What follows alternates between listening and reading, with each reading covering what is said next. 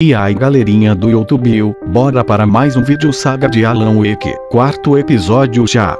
Acho que nem estou na metade ainda, ha. Lembrando, edição mínima, só para curtir a história mesmo.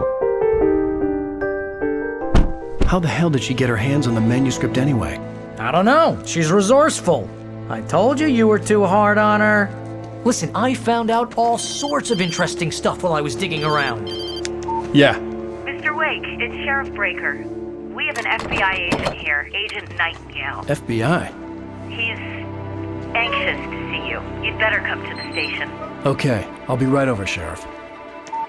Let's make this quick, huh? Help you folks? Name's Randolph. I'm the manager. We're looking for Rose. Works as a waitress down at the diner. Rose, sure. Nice girl. Who wants to know? I'm Alan Wake. The writer, huh? I heard on the radio you were visiting. Well, I'll show you her trailer. That Rose, she's a nice girl. Always pays her rent on time. As I was saying, Al, I found all sorts of weird stuff from the local newspaper's archives.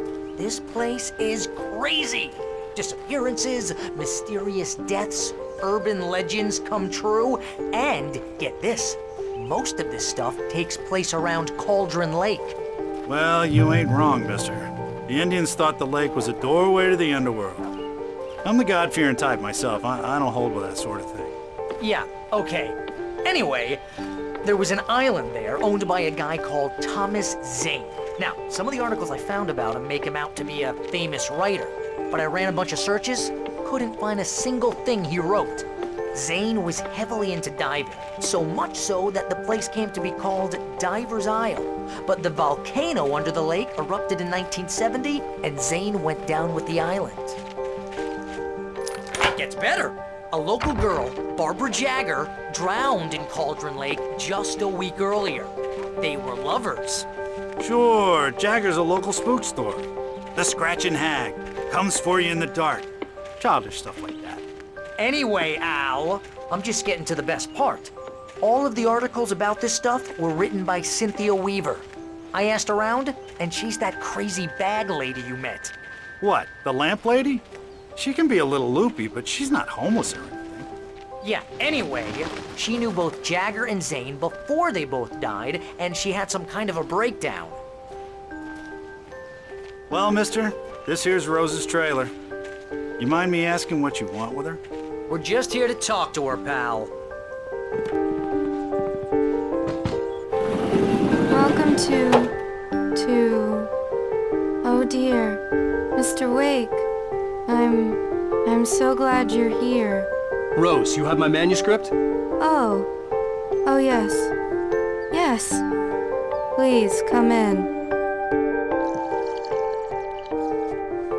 Hey, this is really good.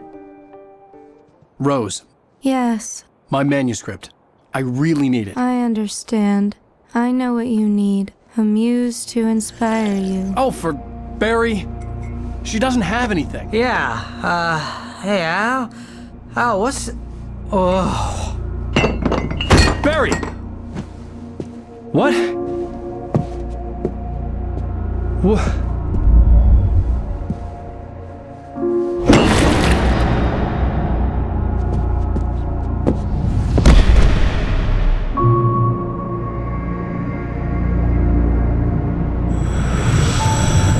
It's coming for you, hiding in my barber's skin. I'm too weak to stop it. You must turn the lights on. I promised I'd come visit you and your lovely wife. You must finish what you started. I insist. You must turn the lights on. Turn the light on. Back to work, boy.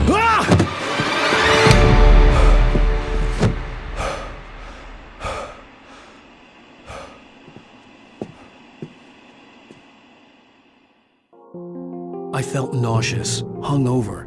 Only anger kept me going. I can't tell reality from dream anymore, but it seems I have an imaginary editor to help me. She's an old woman in a funeral dress. I call her Barbara Jagger, She's very strict. I'm writing faster and faster. My manuscript is being heavily revised. The edits are getting very aggressive, and each day there's less of me and more of her. I hate it, but I know she's right. She promises me I can save Alice this way. She knows more of this than I do. About the complex incantation I'm attempting. About this place. She's worked with another writer under similar circumstances, Thomas Zane. The genre of the story seems to be shifting. It's turning into a horror story. I'm getting close. I can feel it. Rose took a day from me. I had less than 12 hours left to meet the kidnapper. All I could do was get Barry into the car, work something out once I got on the road. My gun and flashlight were gone. I'd have to find a way to get Barry into the car as quickly as possible. There was no time to waste. Oh, you're gonna get it now. God knows what you've done to that poor girl. This is Agent Nightingale, FBI! Get him up, Hemingway! You're under arrest! You move a muscle, I'll unload right in your goddamn face! Stay right where you are, Blaine!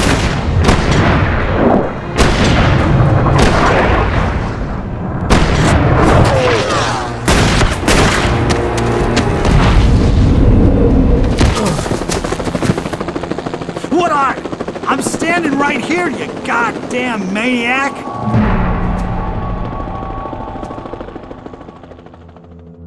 I hated to leave Barry behind, but there was no way I'd miss my appointment with the kidnapper. Give it up, Mr. Wake! Come on! Take it easy now! Get after it! Don't let him get away! There he is! Freeze! Okay, men, keep your eyes peeled. He's gonna try to make it through here. Oh, damn.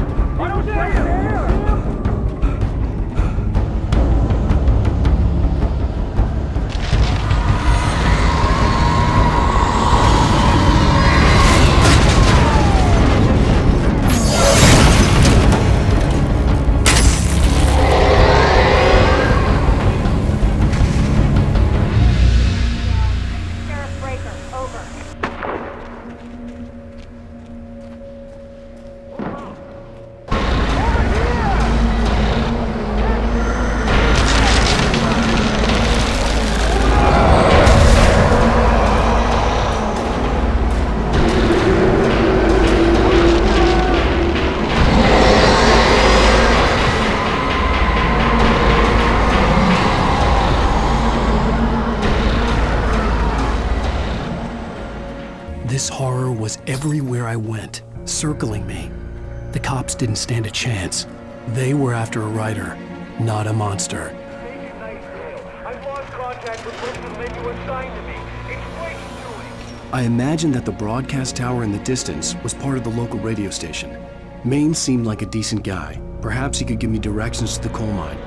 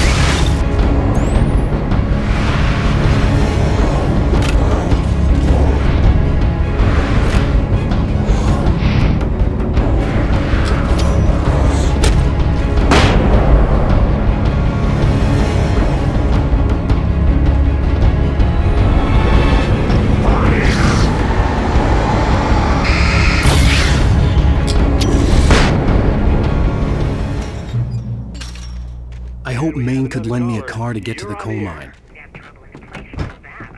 Oh, here's a little surprise. The famous writer Alan Wake just walked in. Folks, I'm going to see if I can talk him into an interview. Come on in, Mr. Wake. Oh, I'm so glad you could find the time to do this, Mr. Wake. Nowhere to run now, Dan Brown. You back away from me. Don't hurt. Whoa. Everyone calm down. Put the gun down. We're all friends here, right? Cool your jets, Nightingale. We got him. Judas Priest! What the hell's the matter with you? There's a civilian in there.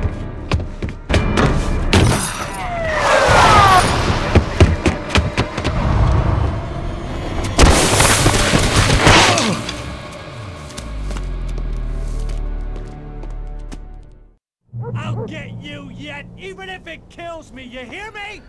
You hear me, H.P. Lovecraft? I had fallen off so many cliffs it was ridiculous. That's what you get for naming a book The Sudden Stop. It was probably good I hadn't had the chance to tell Maine where I was going. I'd have to lose the cops and find my own way to the mine.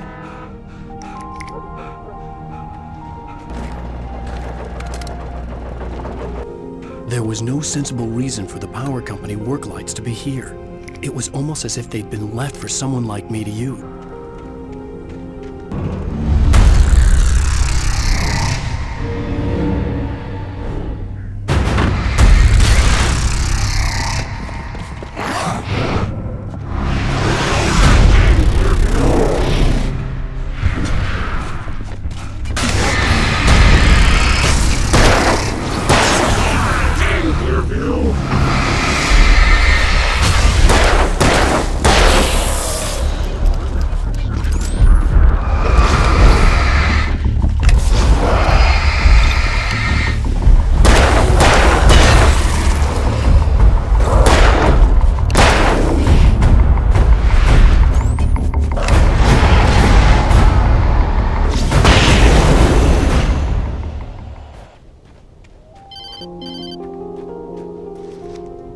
Hello?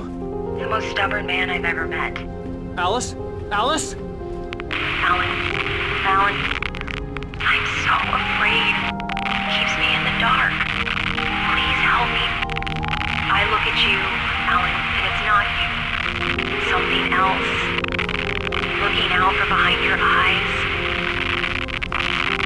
Alice, I'm here. I'm so alone here. It's all gonna go to hell.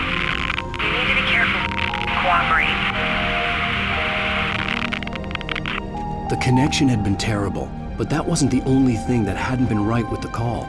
She sounded wrong somehow, but she had called me. As a teenager, just starting to get interested in writing, Stephen King had been a source of inspiration to me. I thought about all the inanimate objects that had come to life in his books. No one is safe in a good horror story, certainly not the protagonist. That's what makes them fun. This was anything but. The darkness could possess anything, and it was getting closer.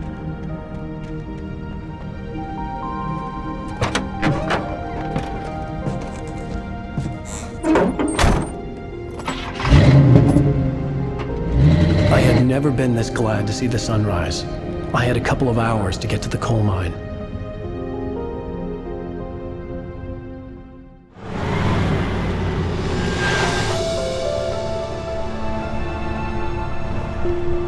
The coal mine wasn't far now.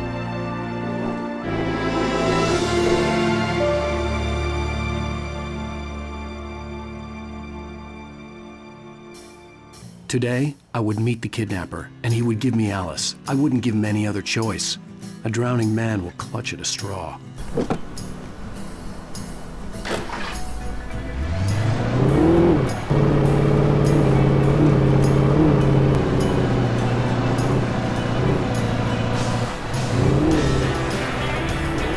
I was early.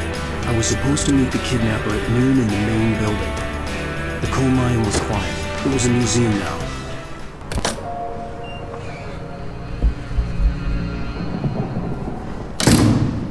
I didn't want to go outside. Cops had to be looking for me.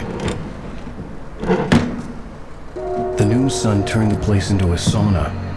The day dragged on. Different scenarios ran through my mind. Ways of how I'd torture the kidnapper to get Alice back. Or the different horrible things he could have done to her. I imagined her dead. I had no way of knowing she was still alive. It was killing me. I was running on blind hope. It was all a waste of time. The bastard never showed up.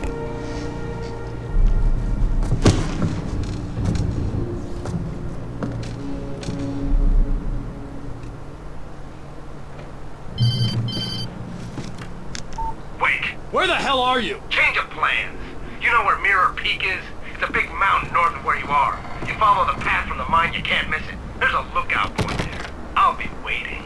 I'm through being jerked around by you. You want to see your wife alive? Because if you do, you better watch what you say to me. Do we understand each other? I want to talk to Alice. Yeah, and I want the manuscript. Don't keep me waiting, Wake. Hello?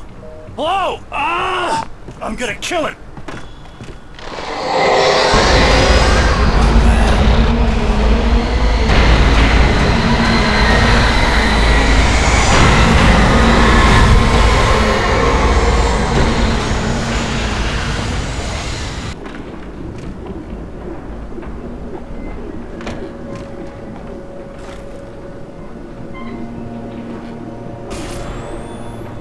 Anything outside of writing is a struggle.